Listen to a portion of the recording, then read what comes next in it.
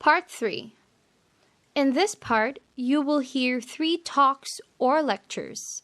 The talks or lectures will not be repeated. There are 5 questions for each talk or lecture. For each question, choose the right answer A, B, C, or D. Questions 21 to 25 refer to the following lecture. Listen to a lecture in an education class. The professor is talking about early teachers. All of you are enrolled in this introductory education course because you want to become teachers. I'd like to introduce this course because you want to become teachers. I'd like to introduce this course with a little information about the life of a teacher that has changed over the past century. Early in the 20th century, the life of a teacher was quite different from what it is now.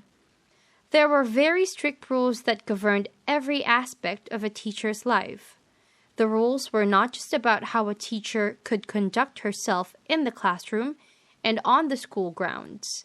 There were also numerous rules that governed just about everything a teacher did.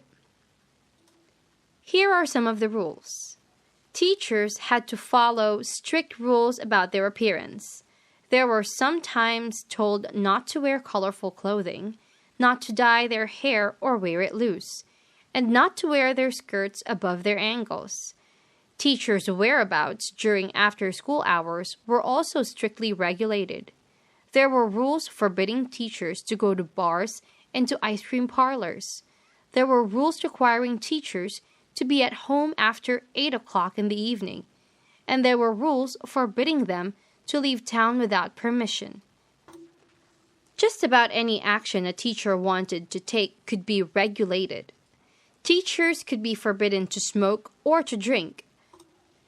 They were also sometimes forbidden to spend time with men or to marry if they wanted to remain teachers. Questions 26 to 30 refer to the following professor's talk. Listen to a lecture in a biology class. The lecture is on tropism in plants. Today, I'll be talking about the concept of tropism as it relates to plants. Tropism, for those of you who don't know, refers to a bending of a plant or a part of a plant in response to outside stimulus. There are 3 important kinds of tropism. They are phototropism, geotropism, and hydrotropism. In each of these kinds of tropism, a plant or a part of a plant bends in response to a different kind of outside stimulus. First, we'll discuss phototropism. The outside stimulus in phototropism. The outside stimulus in phototropism is light. When a plant is affected by phototropism, it grows in the direction of a light source such as the sun. The second kind of tropism is geotropism. In geotropism, the outside stimulus is gravity. In a plant affected by geotropism, the affected part of the plant grows directly downward because of the pull of gravity.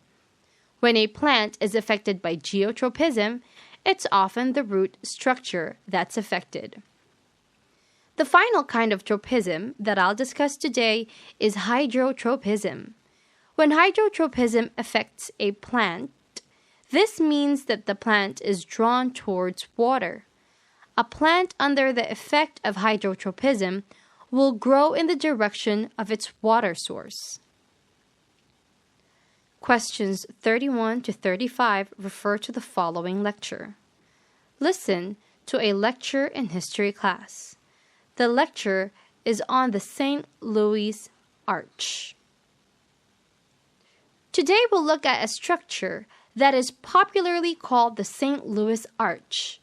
We'll be looking at how it was constructed and, more importantly, why it was constructed and what it commemorates. In this photo, you can see the 630-foot high stainless steel arch. It's remarkable for its engineering. It has no inner form. Instead, it is dependent on its two hollow legs for support. There are trams inside the legs to take visitors to an observatory at the top of the arch.